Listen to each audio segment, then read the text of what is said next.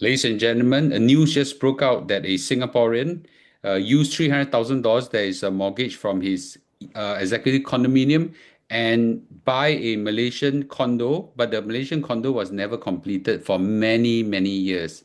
I think there's a lot of lesson to this. Did he get conned? Did he make a mistake or whatsoever? Let's watch on, shall we? So this news broke out in social media. I think it's a very big news. A Singapore man mortgages his executive condominium for $300,000 to buy a Johor sea view condo and end up with an abandoned project. Now, this news broke out, and social media is now talking about this in a big way. The gentleman looks quite senior in age, and I think it's very important for us who are interested in Malaysian property to take a look at this news.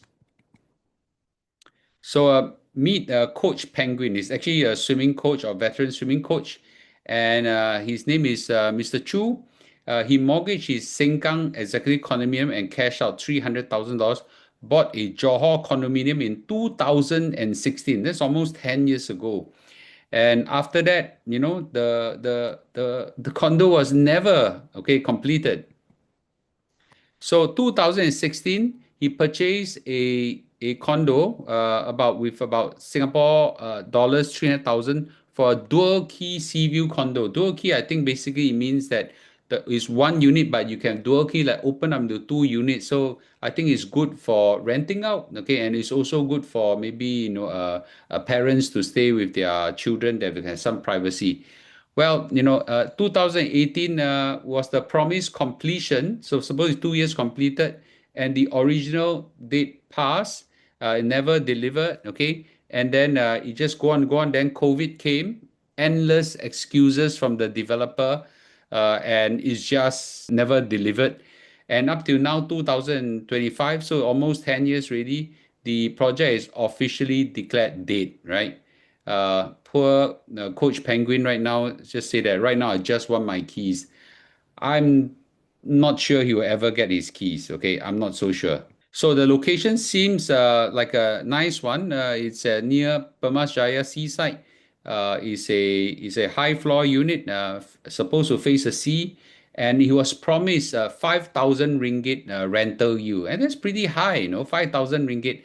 I just looking at it in Permas Jaya, no way. I don't think can yield that kind of condo rental. I don't think so, unless it's like a giant unit with I don't know, inside is like a palace or something like that. $5,000 a month, I think it's nearly impossible. I think can even rent a landed property in Austin Heights for amount much less than that. So, but this is not an isolated incident. There are lots of such incident in Malaysia, especially in JB.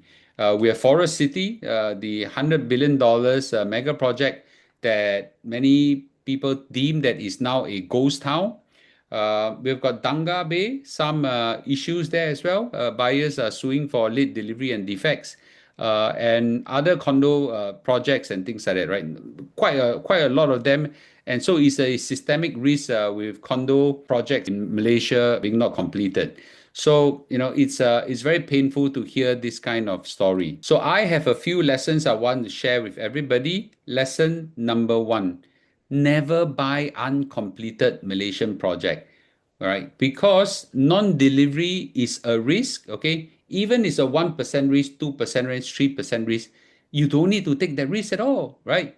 Don't buy uncompleted project. There are so many condos available. You must go and pick one from the developer that's unbuilt. Look at the brochure, look at some figurines and some units on the showroom, and you buy it. Okay, you are using a Singapore mindset in Malaysia. I think that's not the right thing. So I bought my Mount Austin house in Malaysia. There's second hand, right? In fact, the unit has been there for 10 over years. I buy it, I refurbish it, I renovated it, and just move it. I got no non-delivery risk, okay? And buy completed units, right? Whether it's condo or landed property, that's a lot more safer to reduce this risk. If you know such risk exists, okay, don't buy a unbuilt one. So this is a risk I don't think we need to take. Lesson number two is never mortgage what you need for what you don't need, right? So I think Singapore EC is a very valuable asset. It's your home, it's your financial security whatsoever.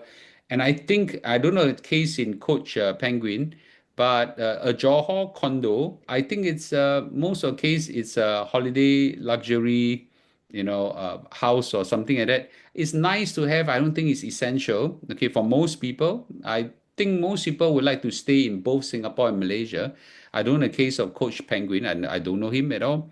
So, but you give up what you need for something you may not really need. That's very dangerous. Okay, that's very dangerous. Then you end up losing on both sides. Right? That's the worst disaster. Lesson number three in Malaysia is this. From my experience in Malaysia, the reputation of the developer is not a guarantee. Okay, let me say again very clearly. Everybody read my lips.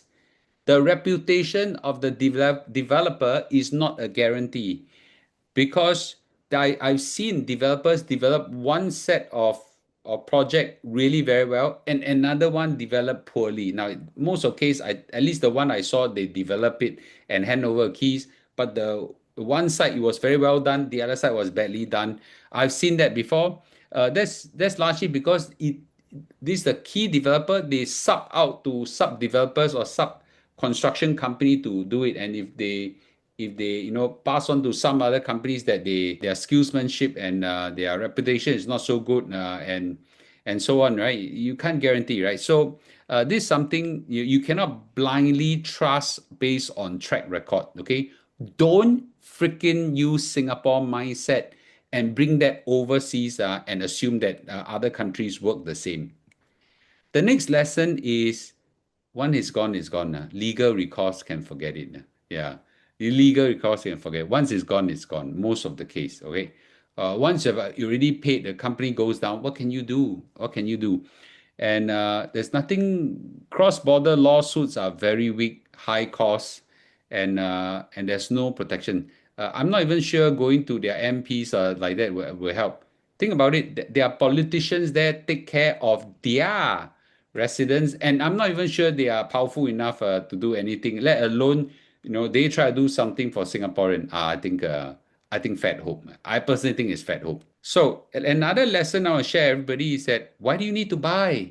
Right? Why do you need to buy? Just rent, because sometimes along the line you might change your mind that you don't really want to stay there, and just rent is enough. So rentals are very affordable in Malaysia, super affordable.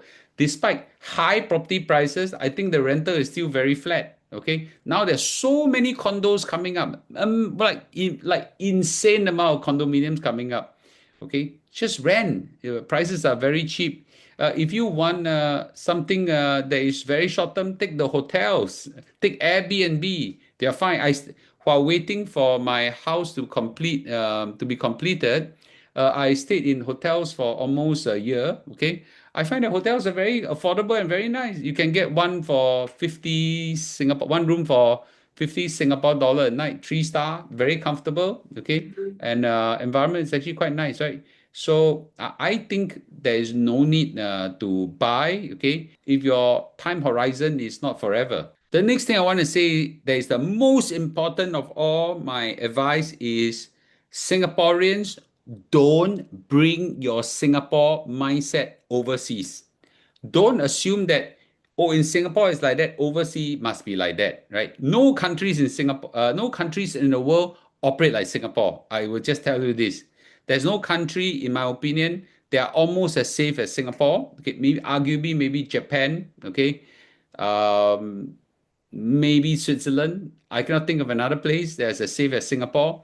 And there are very few countries I know of as efficient as Singapore government system, okay, and so on. So when you use a Singapore mindset to go overseas, I think you're gonna get in trouble, especially when it comes to buying things, investments, and so on. So don't assume that in Singapore all developers are very reliable, and something goes wrong, you got legal recourse. In Malaysia, can forget about this, right? So I think this is a problem with many Singaporeans. They use a Singapore mindset and go overseas and assume it to be like that. I think that's a dangerous assumption. I just want to pay a special attention on this concept called safety. Now, clearly, Singapore is one of the safest country in the world, and everybody thinks that that Malaysia, is of course not as good. I think Malaysia is okay, but a lot of Singaporeans bring the mindset of Singapore into Malaysia. They leave things in the car, leave things exposed. When they go around, they expose some of their cash. They bring a gold chain around, bring their Rolex watches around, and things like that. You don't do that when you go Malaysia. Okay, you shouldn't do that. Go Europe. Europe is even worse. Okay, 10 times worse than Malaysia. And and I just want to say that this is something that a lot of Singaporeans I see. It's just inviting trouble for themselves. Okay, this is something that unfortunately is a result of a very good government and a very efficient government. And that's something that it is a failure of a success, that because you are so successful in the security of Singapore, the people now lost the ability to protect themselves or to be street smart when they go overseas. Again and again, I see people having trouble when they go overseas, especially to Europe. They get pickpocket, they get run into trouble, and things like that. So I just want to say everything again. Do not bring your Singapore comfort and mindset overseas. You got to have a change of mind. I've been in Europe for 10 over years. I've stayed in Malaysia right now for a very long time. I also stay in US as well. So I'm a bit more ruggedized, but I'm not too sure the average Singaporeans is. I want to warn everybody again, the world out there is not kind and not safe. So in summary, this is my final message.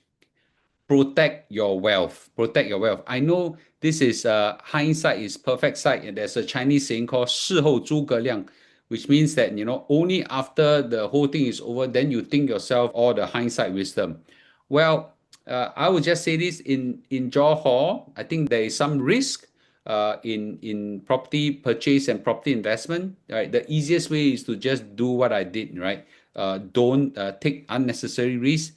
And last thing, also want to say on buying of Malaysian property or other countries' property is that never risk what you need for what you don't need. Okay, and I think this is a very dangerous thing to do. The final message on property investment is, I think Singapore properties are a good investment.